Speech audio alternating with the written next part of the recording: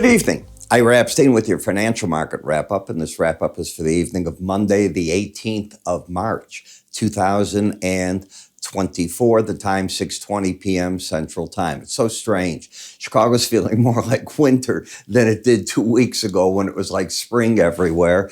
I even woke up to snow. Nothing can stick because it's too warm to do that, but it is strange how the weather patterns just go in and out. Well, the market's like weather patterns. They go in and out as well. We have tomorrow some events taking place. First, we're going to get U.S. housing starts data at 7:30. Redbook Group will come out with their weekly retail sales. They've been averaging about 3% up. FOMC meeting begins tomorrow, ends on Wednesday with the 1 o'clock p.m. Central Daylight Time statement and the dot plot, and followed by the news conference. And we're going to get shortly the Bank of Japan and the Reserve Bank of Australia's monetary policy. So these are all going to be setting the tone for what we can do and not do. Now, I'm pretty convinced that regardless of what happens with interest rates, and I don't think the Fed's going to do anything anytime soon, by the way, that the stock market will absorb the higher rates. It'll look upon it and just say, we're going to just pay attention to the earnings, and that's what we're going to look at. Why? Because it's higher for longer. You need to get and see that inflation starts breaking and stays breaking. The Fed will not look at any 1 month of data and make a decision because the last 2 months, when you look at CPI and PPI, have been stronger. So they're not going to let 1 month of a break suddenly do it. You probably have to have 2-3 months in a row of getting a break. The market is already in the swaps market moved away from a June momentum in the Fed to the possibility rather of a July, but I don't know that you'll get any without seeing what I just said. I mean, it could get down to 1 move for the year. It could be 2, it could be none. But getting 3, very, very doubtful in my opinion at this point in time, unless the data radically changes. Now, on the energy market, you're staying very, very strong. The Biden administration is again playing games. They had our energy secretary come out and say that even though Congress has mandated the sale of 140 more million barrels of oil, they're not going to do it. I don't know where they get away with not doing it, but that's what they're not going to do. So she predicts by year end that we will have more oil in storage by them not doing that than we did, I think, 3 years ago, certainly when we began selling the oil, and 2 years ago when we finished that sale out of the SPRs, strategic reserves. Wow. I don't know how they do these things, but it's a political year. They do them, all right? Interesting, right? In the metal markets, where the inflation is you can see the copper market, you can see the crude oil market staying with inflation, and even the meats came alive again today. So a little bit of action going there. I wouldn't be pressing the short side of the grains at this time. Typically, you want to see them get into the ground before you get overly bearish at this time of the year. You know, you get the typical, you got to get it in the ground, then you got to see it grow a little bit, and then you get the normal summertime plays. Do we have plenty of supply? We do at this point of time. Do we have plenty of supply from the Southern Hemisphere? Well, it looks like that's going to be the case too. As we take a look at all of the different currencies, they're flip-flopping as the markets are waiting to see what these different banks are going to do. Now, when we look at the S&P, we're up for the week so far, 2.11%. The market is still stuck in this congestion that I've shown you over and over. You can see that you still have the pattern of higher lows, but you're starting to roll over the possibility of lower highs. So the market's narrowing in a little bit, which makes total sense right in front of the FOMC meeting.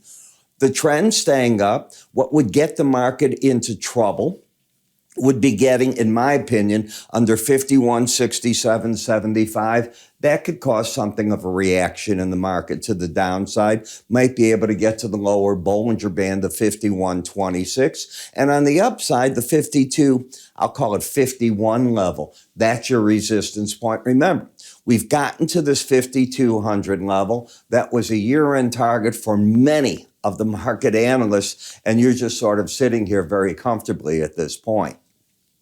Momentum-wise, the market's in a correction phase in momentum. In price, you've gone into a stall at this point. In the NASDAQ, you've been in a downtrend. I said I'm not convinced that you're getting to that lower band. I said that last week, and I'll stick with what I'm saying. The market is in a downtrend, but it seems to me it wants to fight at the 18-day average of closes, looking to see what to do right in front of the FOMC meeting with that. When I look at the micro mini Dow, you have higher lows, higher highs. The bias is down, support's back at 39,000. And the number that we've been pivoting around is this 39,351 level. So you've got trend up, bias down, momentum still pointing slightly to the downside. In the Russell, you're in a downtrend with lower highs, lower lows, getting oversold. Can you reach for the Bollinger Band before the market starts to correct the oversold condition is the question. In the 10-year notes, there's no reason we can't go back to 4.5%. We were there before. You've got to take a look at this chart and remember where this market has been. We've been here, done that in February. There's no reason not to. There's nothing coming out of the Fed, in my opinion, that is going to say, oh, we're going to cut rates real fast. Now, we might get the Fed chair pressed on Wednesday. Hey, he saw the next move would be a cut. He'll probably stick with that. Doesn't mean that he has to backtrack on it. He's just not ready to cut at this point, will be my guess. The 5-year note seems to be headed to the lower Bollinger Band. This is what you call a vertical price drop. It's when the bottom literally just goes zing and the market goes away on you. Very difficult to catch. You literally have to be a top picker in order to do it. What our work here did right is it says, the odds of staying over the Bollinger Band are 5% of the time. And I said, I think the pros are coming out, and you often fight a battle on the first challenge of a major moving average. In this case, it's the 100-day up to the Bollinger Band, and it finally did let go. And when you settled under the 18-week average, you just continued on as traders got themselves, I think, caught in this market, trying to be overly friendly, thinking that interest rates, they're not really going higher when they are. In the dollar index tonight, you got a bullish situation at the end of the day. You have higher lows, higher highs. You close for the first time back over the 18 and the 100-day average together. You haven't done that in a long time, certainly all the way back. You got to go here into mid-February. So it's been about a month since the market did that. But do you trust it in front of all these bank meetings that you're getting over the next 48 hours? That is the difficult thing. In the eurocurrency, as I said, on the way down, we'd fight a battle probably at the 100-day average and the 18, just what we were talking. And here, we had mentioned that here's the 200-day average up to the Bollinger Band. This is where you normally fight a battle. You know, I've been doing my new charting course. When I tell you now we're 99.9% done, it means we're looking at a release right around the corner.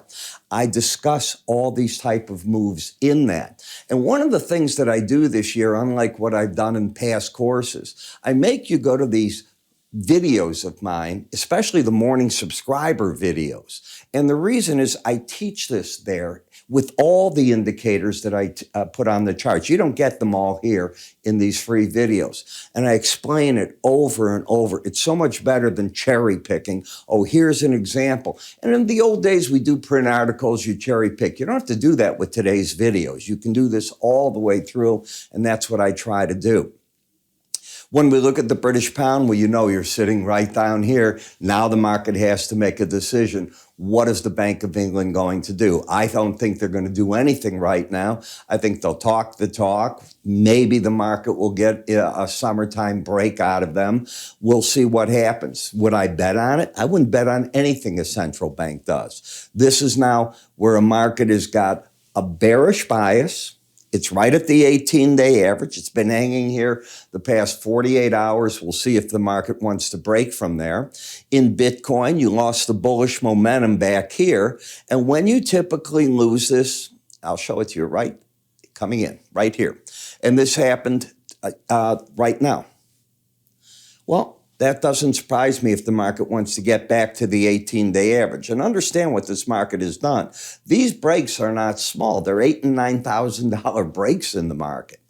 In the Brent versus WTI crude, well, it got too inexpensive at $4.35. We've added 35 more cents, which meant that the Brent is probably leading the way on the market. You can see how it's staying over the upper Bollinger Band. That's a sign to me that markets are getting ahead of themselves and they'll want to pull back to the right-hand side. It's not a bearish sign. Please understand that.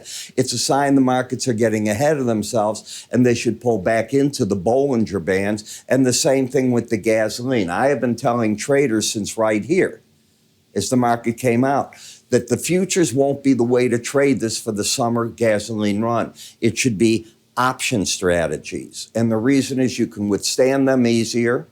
The pullbacks won't scare you. And I still think this is a $3 market. It may not be in the May, but it'll be the June or July, in my opinion. I do think we're going up even more. And you've got to ask yourself in nat gas, as much as we have it, with all the demand worldwide that's coming forth, that liquefied natural gas, what is going to happen? Could this be making a bottom? We have come down dramatically from there. Could this be the makings of a long-term bottom? Something you got to start thinking about, and something I promise you I'm already looking at, saying, okay, it doesn't have to happen in the May contract, but a bit further out, I'm starting to look very hard for that possibility. So I put it all together, and I try to get you to look with me in the morning at my morning videos, my complete research. I write 2 updates a day. They're intended to be bullet points, short. You should be able to read them in somewhere between 2-3 minutes. Charts are often included in them. I make the point I want you to focus on, and then we start talking. And it'll look similar to just like this. Notice I've got the bullet points up here in the captions. I find that to be such an effective way to get this to you. Then in the videos that I'm doing, besides the written buy here and sell, green for buy, red for sell, I back everything up with the videos because I want you to see the chart picture as to what I'm seeing, why I'm seeing it. You don't have to follow what I do, but it's another point of view in the market that professionals, amateurs alike, you want to see what another person has to say in the market. And I explain how these charts work, why you see more lines than you do in this free one that you get, what they all mean, and I instill everything I do and teach in my new charting course. And yes, my new charting course might be released this week. We're that far along. We're at 99.9% done with this thing. So how do you get this and how do you try it out? Go to iraepstein.com. If you've already tried a free offer, go to the word research and sign up there. If you haven't tried this, go to free offers at iraepstein.com and you can give it a try right from that area. It's the simplest way to do it. I'm Ira. You have yourself a great evening. I will catch up with you all first thing in the morning. Tonight, before I put out my update, I'm going to wait to see if the Bank of Japan makes any announcements, and I'll write about it. You take care.